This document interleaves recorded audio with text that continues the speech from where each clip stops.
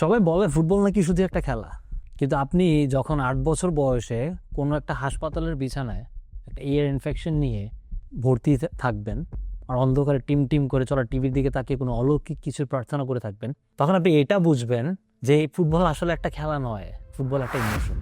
1998 সালে আমি তখন নিতান্তই একজন কিশোর। কানের একটা ভয়াবহ ইনফেকশন নিয়ে আমি হসপিটালে ভর্তি, অনেক ব্যথা, বাইরে ব্যবসা গরম, গভীর রাত, আর ভেতরে ওই ছোট্ট টিভিটা, 14 ইঞ্চি কালার টিভি, ওটাই ছিল আমার একমাত্র আলো। খেলাটা ছিল আর্জেন্টিনা বনাম ক্রোয়েশিয়া, ওয়ার্ল্ড কাপ চলছে, 1998 ওয়ার্ল্ড কাপ চলছে। তো প্রথমবার আমি গার্বিও বাতিস্তোকে দেখলাম, সেই লম্বা চুল, সেই শক্তি, বলের উপর তার ভয়াবহ কন্ট্রোল, আর যখন একটা শ্যুট করে জাস্ট লুকস ক্রেজি। ম্যারাডোনার নাম আমি বহু শুনছি, কারণ আমি পার্সোনালি কখনো দেখিনি, স্পেশালি বড়দের কাছে শুনেছি।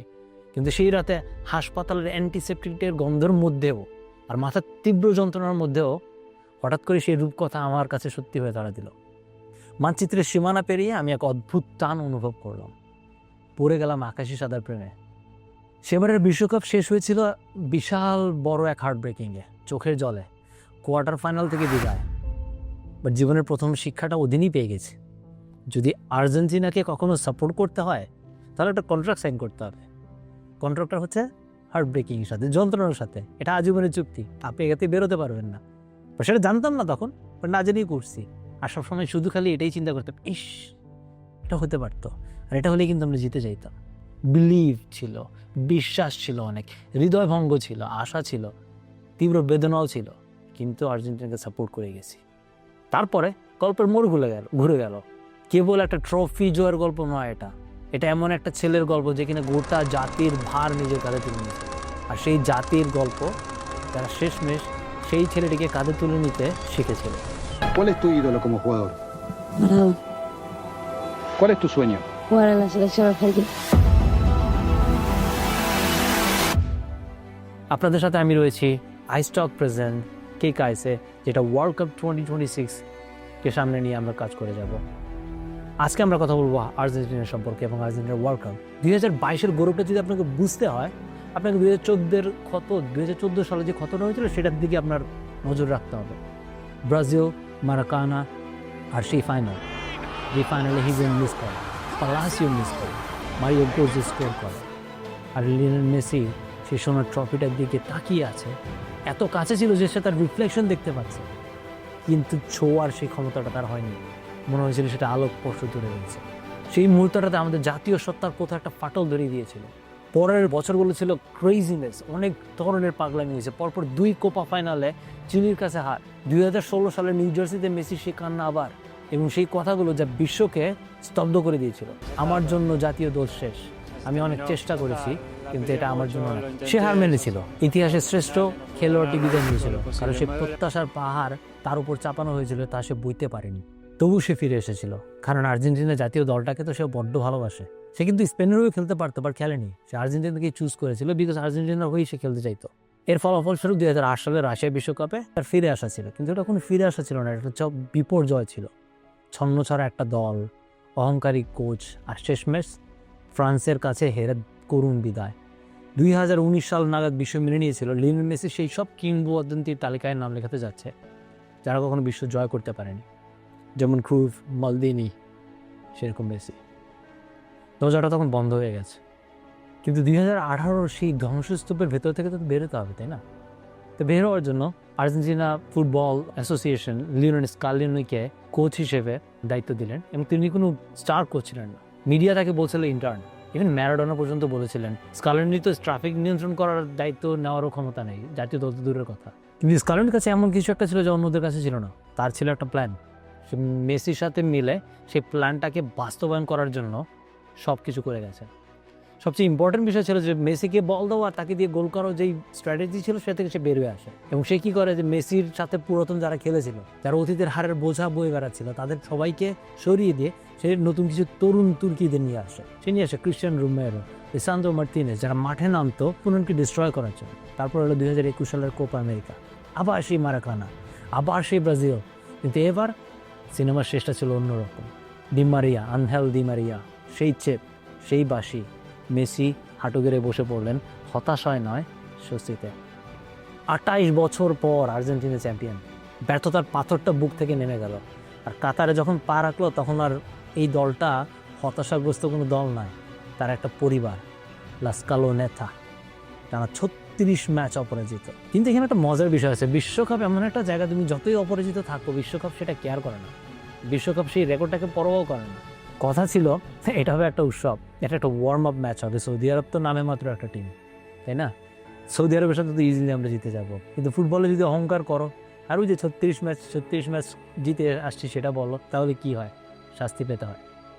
আমরা আগে গোল করলাম ঠিকই, তিনটা গোল কিন্তু অফসাইডে বাতিলও হলো, আর একটু বেশি রিল্যাক্স করে ফেলো টিম। তার ফলাফলস্বরূপ 5 মিনিটের ঝড়ে 1-1, 1-2 শেষ বাঁশি যখন বাজলো তখন আর্জেন্টিনা হেরে গেছে সৌদি আরবের কাছে। আমার ফ্রেন্ড আমাকে টেক্সট করে মক করা শুরু করলো, এবং আমার এখনও মনে আছে যে সেই 1998-এর যেই হাসপাতালের পুরনো যেই স্মৃতিগুলো সেগুলো ফিরে আসছিল।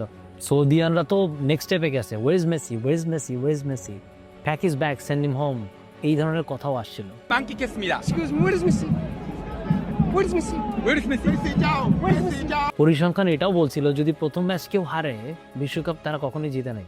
সো আমাদের জয়ের সম্ভাবনা 0 কোঠায় নেমে গেল। কিন্তু ড্রেসিং রুমে ভাই কমপ্লিটলি অন্যরকম কিছু ছিল, কোনো চিৎকার নয়, কেউ কাউকে দোষারোপ করতেছে না, মেসি লিডারের মতো উঠে দাঁড়ালো আর বিশ্বকে বললেন আমাদের উপর বিশ্বাস রাখুন, আমরা আপনাদেরকে নিরাশ করতে আসি নাই এবার। এবং এটা শুধু খালি কথাই ছিল না, এটা একটা প্রতিজ্ঞা ছিল, এটা একটা প্রমিস ছিল। লিওনেল স্কালোনি একজন কোচ হিসেবে আমার যে রেসপেক্টটা উনি পান সেটা হচ্ছে তার ট্যাকটিশিয়ান হিসেবে। সে এমন কিছু কাজ করছে যাতে সে ইতিহাসের পাতায় তার স্থান করে নিয়েছে। মানে অন্য কোনো কোচ হলে এই সিচুয়েশনের পরে সৌদি আরবের কাছে হারছে, ভয়ে কিন্তু কুকড়া যাইতো, কিন্তু স্কালোনি সেটা করে নাই। সে পুরাতনদেরকে আঁকড়ে ধরে রাখে নাই, সে দেখছে সেখানে আমার প্রবলেমটা কোথায় ছিল।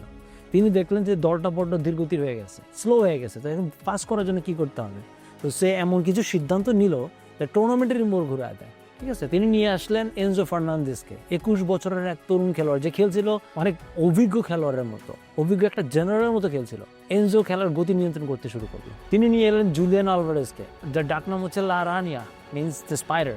লাউতারো মার্টিনেজ ইনজুরিতে ছিল, শুধুমাত্র তাই না, মার্টিনেজ তার ফর্মও হারায় ফেলছিল। আলভারেজ তখন হয়ে উঠলো মার্টিনেজের কম্পিটিটর। তিনি দৌড়ালেন, চাপ সৃষ্টি করলেন, বিশৃঙ্খলা তৈরি করলেন যাতে মেসি একটু শান্তিতে খেলতে পারে।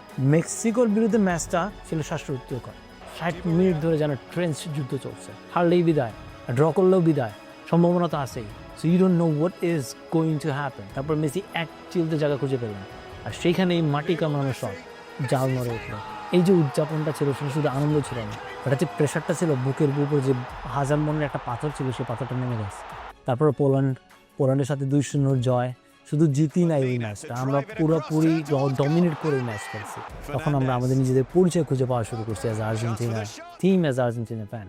তখন আর আমরা একদল তারকা ছিলাম না, তখন একদল ক্ষুধার্ত নেকড়ে ছিলাম।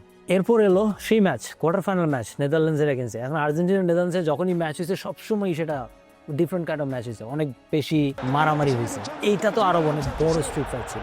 ডাচ কোচ লুই ভ্যান গাল ম্যাচের আগেই ভুলটা করছে কি, সে মেসিকে অসম্মান করে কিছু কথা বলছে মেসি যদি বল ছাড়া মেসি কোনো কিছুই করে না, ও বলের মধ্যেই যা করে। এই কথাটা শোনার পরে মেসি খুব পার্সোনালি নিয়ে নেয়, হি গেট রিয়েলি ম্যাড। কারণ কথা আছে কখনো সিংহরে খোঁচাই দেওয়া নাও, যে সিংহ ঘুমায় আছে তার ঘুমাই দাও, যখনই খোঁচাবো এটা পার্সোনালি তোমারই ক্ষতি করবে। মেসি কি করলো, সেই রাতে অন্য এক মেসিকে দেখালো, সেই বার্সেলোনা সেই ভদ্র ছেলেটা না, এবার হয়ে গেল রোজারিওর রাস্তা সেই জেদি ছেলেটা, নাছর বান্দা নাহুয়েল মলিনাকে দেওয়া সেই পাসটা, যেটা ফিজিক্সের যতগুলো সূত্র আছে সবগুলাকে বুড়ো আঙ্গুল দেখাই দিয়েছে। কোনো ক্যামেরা দিয়ে আপনি বুঝতে পারবেন না যে এই অ্যাঙ্গেলে শট যাইতে পারে। আমার দেখা পৃথিবীতে সবচেয়ে বেস্ট পাস ছিল সেটা, মেসি কিন্তু সেটা দেখছিল। আমরা 1-2-0 আগায় গেলাম, সব কিছু ঠিকঠাক। এবার লুই ভ্যান গাল কি করলো, তার সে লম্বা প্লেয়ারটাকে পাঠায় দিল মাঠের মধ্যে। তো লম্বা প্লেয়ারটাকে মাঠে দিয়ে লং বলে পাস করা শুরু করলো, এবং সে পাস করতে গিয়ে 2-1, প্রথমে 2-1, তারপর ঠিক 100 মিনিটে নর্মাল একটা ফ্রি কিক, ছোট্ট একটা ফ্রি কিক থেকে 2-2। এদিকে আমার দম বন্ধ, কোয়ার্কারদের সাথে খেলা দেখতেছিলাম, আমি তো বুঝতেছিলাম যে কি করবো। 2014 সালের স্মৃতি মাথায় আসতেছে, এই দলটা কি আবার ভেঙে পড়লো, ট্রাইব্রেকারে যাচ্ছে।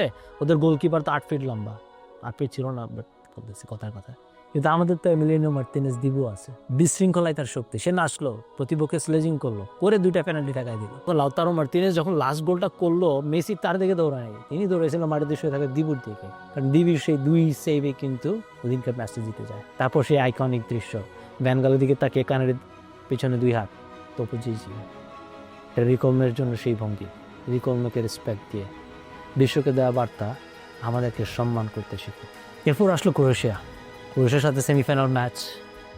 সেই যে ছোটোবেলার প্রথম ম্যাচ দেখছিলাম ক্রোয়েশিয়া ভার্সেস আর্জেন্টিনা, সেই স্মৃতি মনে পড়লো। 1998 হারাইলো সেই দলটাই, আবার 2018-তে 3-0 আর্জেন্টিনাকে হারাইলো। ইজাস্কো গার্দিওল ছিলেন টুর্নামেন্টের সেরা ইয়াং ডিফেন্ডার, মুখে মাস্ক পরা সেই তরুণ প্রাচীর। 69 মিনিটে মেসি না তারা নিয়ে পুরো খেলা শুরু করলো। মেসি দৌড়ালেন, ঘুরলেন, দৌড়ালেন, আবার থামলেন, ডিফেন্ডারকে একেবারে বিভ্রান্ত করে বাইরে লাইন দিয়ে ভিতরে ঢুকে গেলেন। ঢুকে আলভারেজকে বল দিলেন, আলভারেজ গোল করলো, হয়ে গেল 3-0। এটা শুধু জয় ছিল না, বরং এটা ছিল একটা স্টেটমেন্ট যে আমরা ফাইনালে, শুধুমাত্র আমরা ফাইনালেই না, আমরা বেস্ট টিম হিসেবে ফাইনালে আসছি। তারপর 18 ডিসেম্বর 2022 সাল, defending champion France, Kylian Mbappe সে সিংহাসনের উত্তরাধিকারী। 79 মিনিট পর্যন্ত আর্জেন্টিনা যা খেললো, it was just a poetry. Di Maria ছিল বিদ্যুতের মতো, 2-0।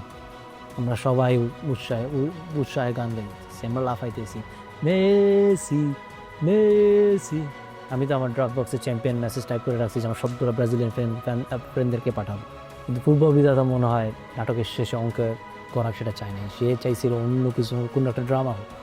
80 মিনিটে পেনাল্টি, এমবাপের গোল। 81 মিনিটে বলে, এমবাপের গোল, হয়ে গেল 2-2। মাত্র 97 সেকেন্ডে 26 বছরের সব ড্রামা আবার ফেলবে, শরীর অবশ হয়ে যেতেছে। ফ্রান্স তখন উঠতেছে আর আমরা বিধ্বস্ত। অতিরিক্ত সময় মেসি আবার গোল করলো, 3-2।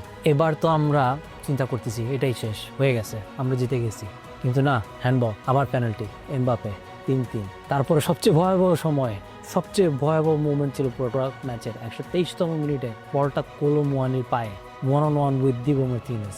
এই গোলটা হলেই শেষ, স্বপ্নটা আবার দুঃস্বপ্ন হয়ে যাবে। দিবো মার্টিনেজ তার বা পাটা বাড়ায় দিলেন, শতাব্দীর সেরা সেভ। না, এটা শুধু সেভ ছিল না, এটা ছিল একটা জাতির পূর্ণজন্ম। এরপর সেই পেনাল্টি, এমবাপে গোল দিল, মেসি গোল দিল, কোম্যান মিস করলো, দিবু ঠেকিয়ে দিল, দিবালা গোল দিল, চুমেনি মিস করলো, এরপর প্যারেদেস গোল করলো।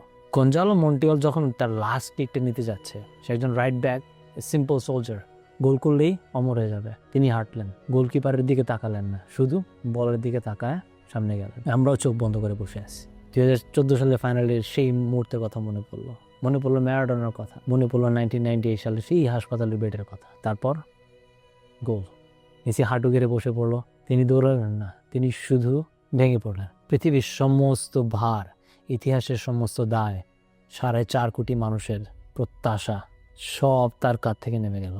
লোকে বলে এটা নাকি শুধু একটা ট্রফি, একটা সিম্পল গোল্ড ট্রফি, তাই না? কিন্তু বুয়েনোস আয়ার্সের রাস্তার দিকে তাকান, 50 লাখ মানুষ সেই রাস্তায় নেমে আসছে।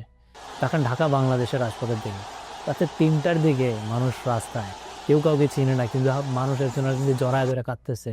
শুধু এটা ফুটবল ছিল না, এটা একটা ইমোশন ছিল, এটা ছিল একটা মানুষের গল্প যে সব কিছু দিয়েছিল, যে বারবার ভেঙে চড়ে গিয়েছিল, কিন্তু শেষমেশ ফিরে এসেছিল, আর তার জাতিকে সেই জিনিসটা দিতে যা তাদের সবচেয়ে বেশি জরুরি ছিল, সেটা হচ্ছে একটা বিশ্বকাপ। লিওনেল মেসি ফুটবলের সব অধ্যায় শেষ করলেন, আর কোথাও যেন সেই 98 সালের আমি হাসপাতালের বেডে শুয়ে চিন্তা করছিলাম যে আর্জেন্টিনাকে সাপোর্ট করা কখনোই আমার ভুল হয়নি। সব ব্যথার শেষে we are the champion, the campeones del mundo. Y hoy este hombre de 35 con las 3 estrellas, ¿qué le puede decir ese pibe?